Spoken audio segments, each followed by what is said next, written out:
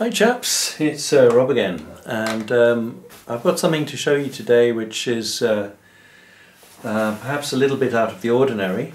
You might recognise this, which is a Swiss K31, and this is for target shooting at 300 meters. So it has this diopter iris here, and right at the front I have a raised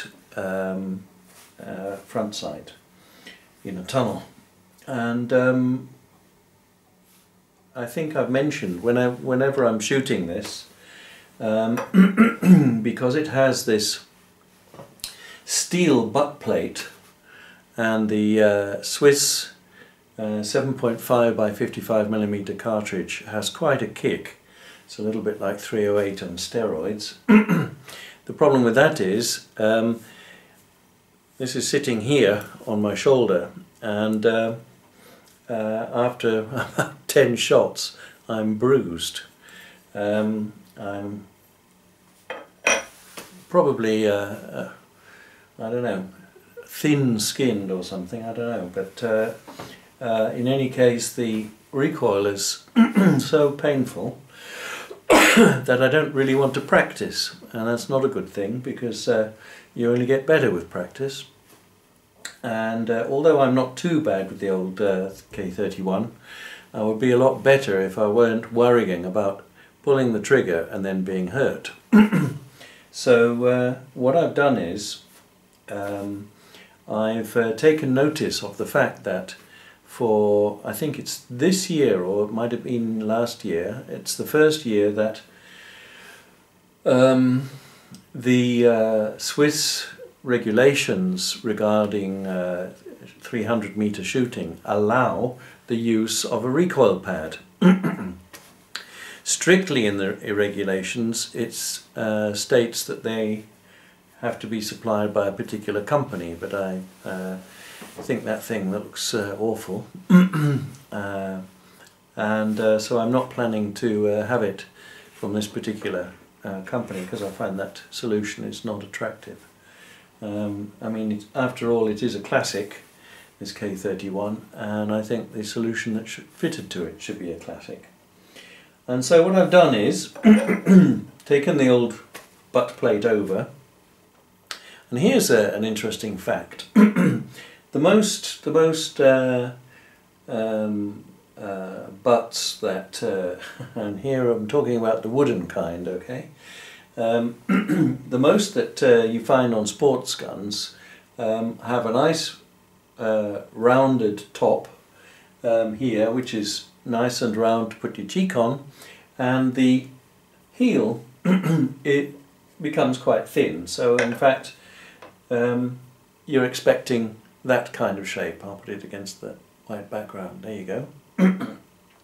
So nice and rounded at the top, tapering down to a nice pointed heel at the bottom. There we are, nice pointed heel. You can see in the white. And however, the Swiss K31 has a butt which is this kind of shape, and as you can see it's thinner at the top than it is at the bottom, and that makes it rather difficult to fit a standard size rubber recoil pad on. And I'll just get back to you. So I was just in the process of saying that this is the butt plate of the Swiss K31, and it's broader at the base than it is at the top, and so that makes it difficult to fit to a standard recoil pad unless you have a very big one. So here is a very big recoil pad, and even here you can see that it's just around the same width at this point. So this is the tricky bit.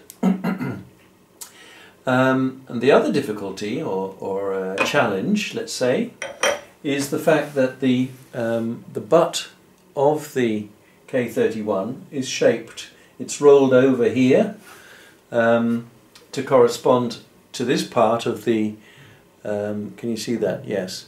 It's rolled over here to correspond to that part of the original steel butt plate, which takes a screw into the top there, and it's also, you can't see that, there we are, it's also, not only is it dished to fit against the shoulder, but it's also rounded again at the bottom.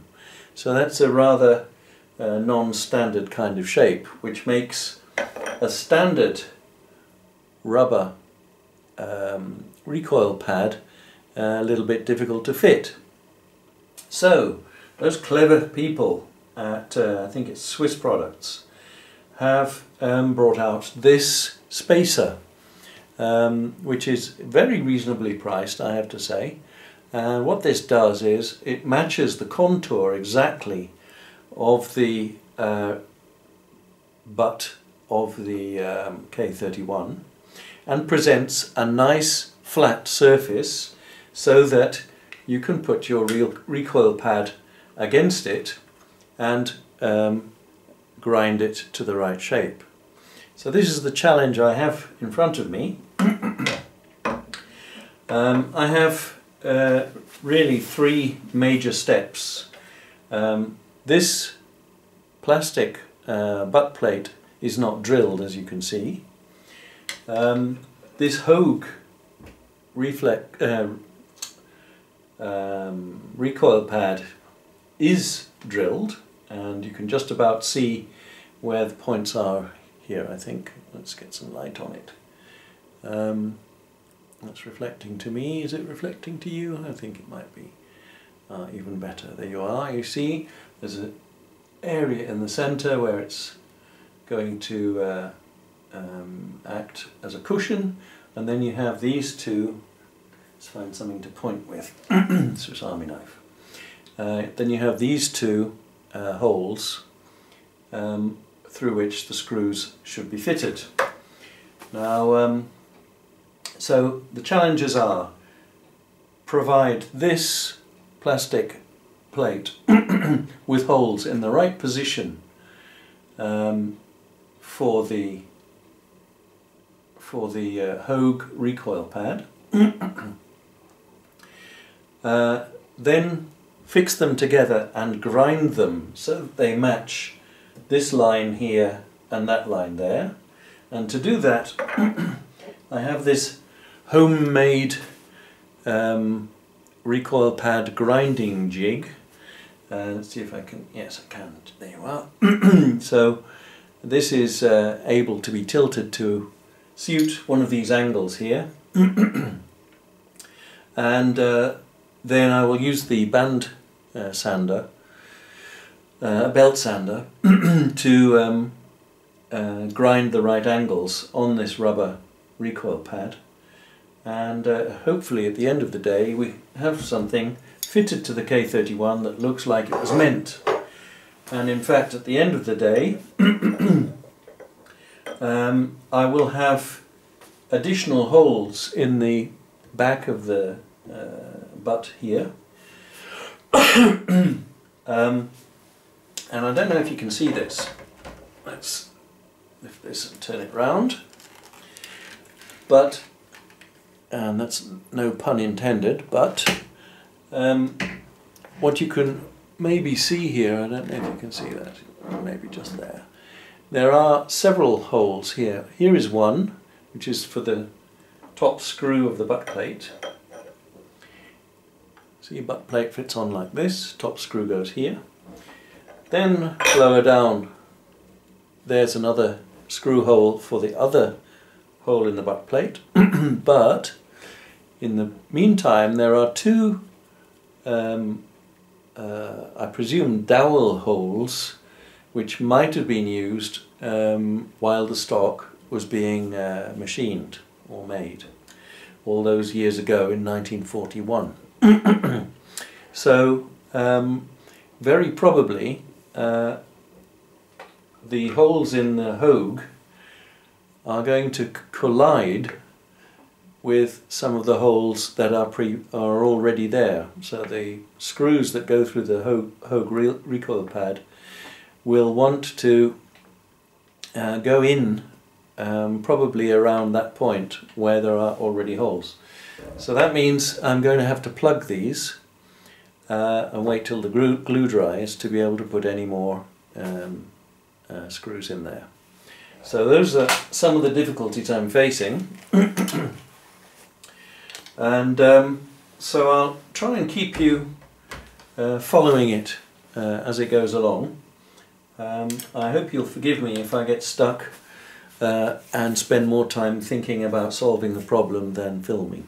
So that's quite a strong likelihood, I think. Yeah, so the next step is to find the place to put some holes in this. Now, as I said, it's wider at the bottom than at the top. It's a counterintuitive shape. That's the top and that's the bottom. Bigger bottom than the top, which matches some people I can mention. And so I have to offer that up to the end of the buttstock, or the stock's butt here, and find the position at which it seems happiest, and then